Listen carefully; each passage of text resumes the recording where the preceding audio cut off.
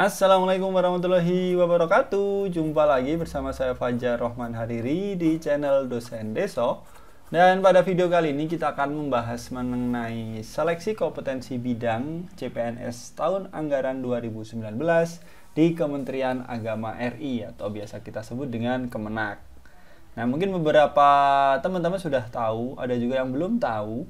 Jadi tanggal 6 Agustus kalau nggak salah ya. Jadi Kemenak itu live IG di Instagram membahas mengenai seleksi kompetensi bidang. Oke, nah beberapa hal mungkin ada yang sudah tahu, ada yang belum. Tapi banyak juga sih saya lihat di DM atau di apa yang nanya-nanya. Jadi mungkin bisa saya bahas di sini.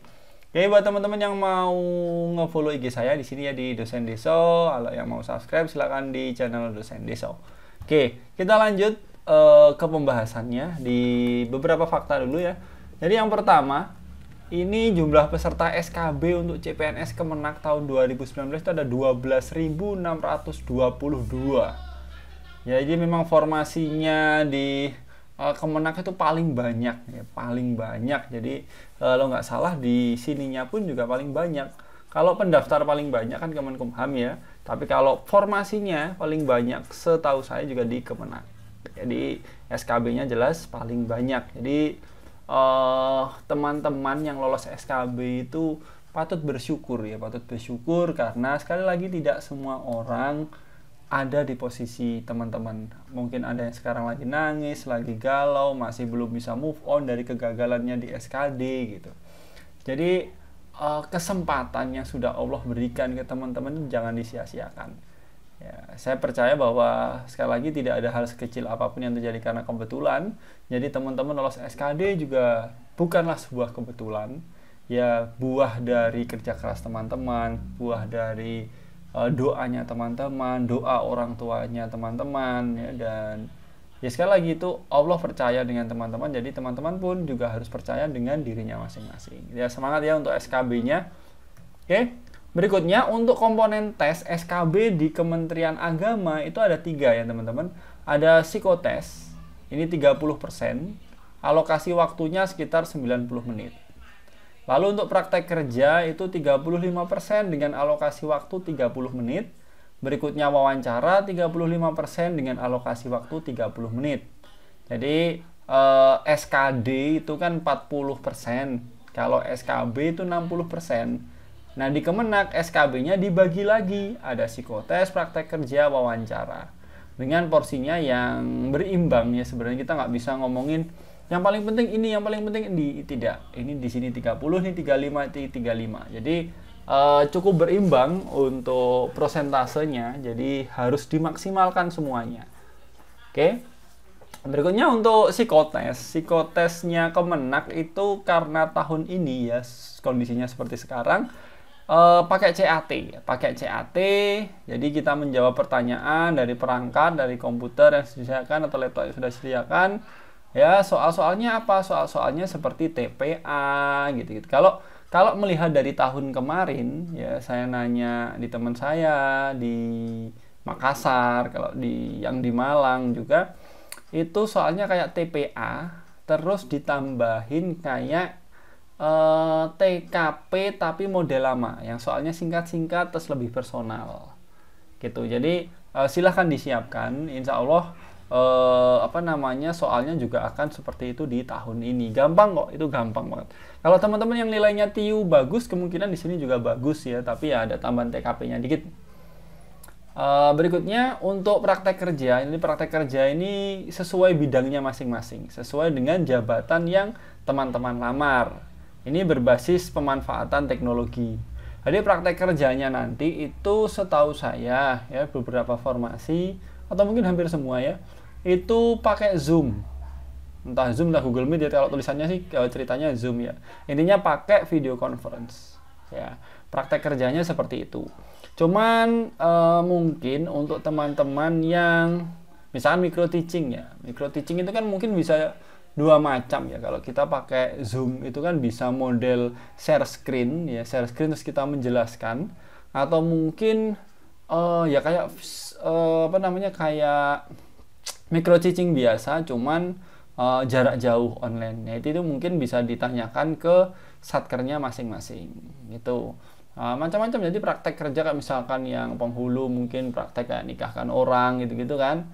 Tuh biasanya nanti ditambahin sama ada beberapa pertanyaan, tanyain apa gitu. Biasanya di praktek kerja tetap ada tanya jawab lah di Kemenak. Itu yang saya alami dan yang saya tahu tuh. Berikutnya untuk wawancara ini ada komitmen kebangsaan, moderasi beragama dan lain-lain. Jadi tes kalau di tahun-tahun yang kemarin ya, yang mungkin ditanyakan tentang toleransi beragama, terus teman-teman pandangannya terhadap suatu permasalahan atau studi kasus. Kayak zaman saya dulu rame soal pemimpin non muslim ya. Kalau di instansi muslim, di instansi Islam ditanyakan itu saya dulu, soalnya lagi hits itu kan waktu saya dulu.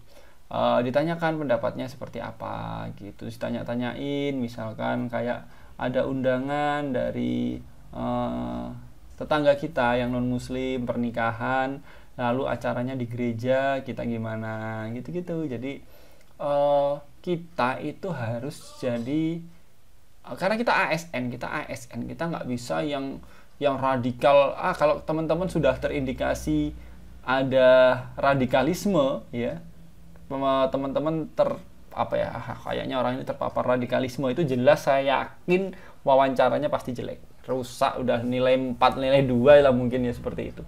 Jadi memang kita nyari ASN ya banyak loh soalnya ya. Saya sedikit cerita ya, nggak masalah ya. Di beberapa instansi, nggak beberapa sih, setahu saya ada instansi yang di sana itu ada ASN, PNS, dia nggak mau ngakuin Pancasila, kan lucu ya. Dia nggak ngakuin Pancasila, dia nggak ngakuin pemerintah, nganggap pemerintah itu tahu dan sebagainya, tapi dia mau dibayar dari duitnya pemerintah. Kan lucu ya, aneh gitu. Dan kan juga disebutkan ya di An-Nisa ayat 59 ya, bismillahirrahmanirrahim, ya ayyuhalladzina amanu atiullaha wa atiur rasul wa ulil amri minkum. Nah, itu ulil amri minkum, kita harus taat pada ulil amri kan gitu kan ya. Ya meskipun ada beberapa tafsir ya ulil amri itu bla bla bla, macam-macam lah ya. Itu jelas.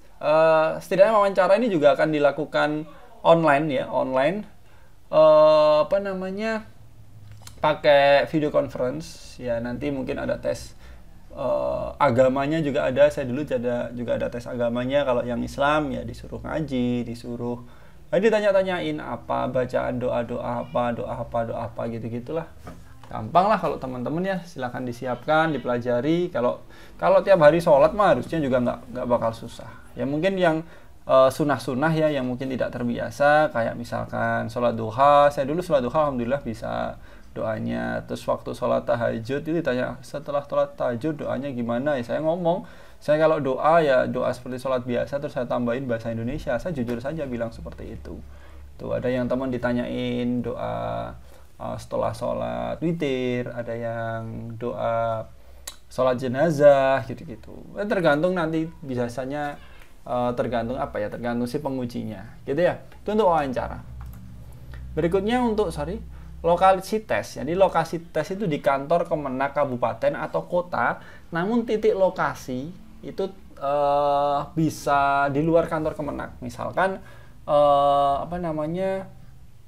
lokasi tesnya di kantor Kemenak Kabupaten Bogor, bisa saja dipecah menjadi 3 titik, tapi masih dalam satu kabupaten, masih di Kabupaten Bogor, mungkin di instansi apa, atau di misalkan ada di daerah di Malang, misalkan ada yang di UIN Malang, ada yang di mana gitu-gitu. Jadi memang berdasarkan pada fasilitas, jumlah peserta dan lain-lain gitu. Jadi yang jelas masih dalam satu daerah itu atau satu kabupaten. Gitu ya. Jadi kalau teman-teman yang misalkan kemarin milih ya daerah sini, itu mungkin titik lokasinya bisa beda-beda, tapi masih satu daerah. Itu untuk lokasi tes. Berikutnya untuk yang serdik ya, sudah saya bahas juga di video saya sebelumnya. Berdasarkan Permenpan RB nomor 23 tahun 2019, untuk serdik bagi guru itu akan memaksimalkan nilai seluruh komponen SKB menjadi 100. Ya mau psikotes, mau wawancara, mau praktek kerja, 100 semuanya. Tapi harus linier dengan jabatan yang dilamar. Misalnya pelamar jabatan guru bahasa Arab harus berserdik guru bahasa Arab, tidak bisa dengan serdik guru bidang lain. Itu sudah jelas. Sedangkan untuk Serdos tidak bisa. Serdos tidak maksimal atau tidak 100% atau tidak digunakan dan tidak diakui lah. Nggak ngerti waktu wawancara mungkin ditanya-tanya, saya nggak ngerti. Cuman secara sistem ya tetap harus mengikuti prosedur yang biasa. Dan meskipun teman-teman punya Serdik, tetap harus hadir saat tes. Kalau teman-teman nggak hadir ya sama aja tidak ikut dan nggak bisa nilainya maksimal. Itu ya, jadi ikut aja. Toh kayak psikotes itu kan nggak ada passing grade-nya. Jadi SKB nggak ada passing grade-nya, nggak bisa lulus nggak lulus. Nanti intinya yang paling bagus yaitu dia yang lolos kan gitu. Berikutnya untuk nanti yang lokasi tes tadi ya sudah. Untuk pengujinya ya, dia adalah pejabat yang ditunjuk oleh satker masing-masing. Misalnya nih ada pelamar, dia daftar di UIN Jakarta, domisilinya di Kabupaten Banyuwangi, tesnya di kantor Kemenak Kabupaten Banyuwangi. Maka pengujinya tetap dari UIN Jakarta. Gitu ya, karena apa? Karena memang yang lebih tahu kebutuhannya, yang lebih tahu butuh atau ingin atau lebih tahu karakteristik yang dites apakah cocok atau tidak di satkernya itu kan UIN Jakarta. Kalau kita contohnya ini kebutuhannya, pengetahuannya, pola pikir dan sebagainya, yang lebih tahu adalah satkernya masing-masing. Jadi pengujinya tetap satkernya masing-masing gitu ya. Jadi jangan kok kepikiran waduh saya tesnya di Banyuwangi, yang tes nanti orang Banyuwangi nggak ngerti soal ini ya kan, enggak gitu lah ya. Jadi tetap dari satkernya masing-masing. Oke, lanjut. Ini penguji tadi sudah ya. Untuk formasi kosong ya, seperti yang juga sudah pernah saya bahas, pada prinsipnya formasi umum dan khusus bisa saling mengisi dengan ketentuan, ada kesesuaian dengan jabatan yang dilamar, kesesuaian dengan kualifikasi pendidikan, dan berada dalam satu satker yang sama. Jadi kalau beda satker ya nggak bisa, gitu ya. Oke. Untuk isolasi mandiri ya teman-teman, isolasi mandirinya ya harus dilakukan secara sadar, secara mandiri, nggak bisa dikontrol kan nggak bisa, karena memang Kemenak ini jumlah pesertanya paling banyak dibandingkan kementerian atau lembaga lainnya gitu loh ya. Jadi harus secara sadar isolasi mandiri gitu. Lanjut berikutnya, kalau menemukan pelanggaran bisa melaporkannya pada Itjen Kemenak RI dengan syarat dan ketentuan yang berlaku. Tapi insya Allah untuk SKB ini sudah dijalankan dengan mempertimbangkan banyak hal ya, dengan bersifat objektif, berintegritas, bebas dari KKN gitu-gitu. Oke, jadi waktunya sekarang tinggal sedikit. Mungkin tahu-tahu, aduh kok tahu 2 minggu lagi, tahu-tahu tinggal berapa minggu lagi, itu sudah terus panik, bingung, merasa persiapannya belum apa-apa. Jadi ya kalau sudah sadar seperti itu ya harus belajar ya, harus maksimal, harus mempersiapkan diri. Dan buat teman-teman sekali lagi, nggak semua orang dikasih kesempatan untuk lolos SKB, jadi jangan disia-siakan kesempatan yang sudah diberikan oleh Allah kepada teman-teman. Ya, itu jadi kita mari bersama berdoa semoga Allah ya melindungi kita sekalian dan meridhoi apa yang kita maksudkan atau kita niatkan ya. Daftar PNS ini semoga diridhoi oleh Allah. Dan jangan lupa mau tes izin minta doa restu ke orang tua, karena memang ridhullah ridho walidain kan gitu kan. Saya pun yakin dulu saya dikasih kemudahan saat tes itu bukan karena doa saya. Kalau saya ditanya orang-orang itu, kayaknya bukan doa saya kayak gini, kayaknya doa saya entah ngijabah atau enggak gitu, tapi saya yakin ini dari doa orang tua saya ya. Semoga video ini bermanfaat. Yang suka silahkan di like, yang nggak suka ya di dislike ya monggo ya. Dan jangan lupa untuk di share supaya banyak orang yang mendapatkan manfaat dari video ini. Saya Fajar Rahman Hariri, wassalamualaikum warahmatullahi wabarakatuh. Bye.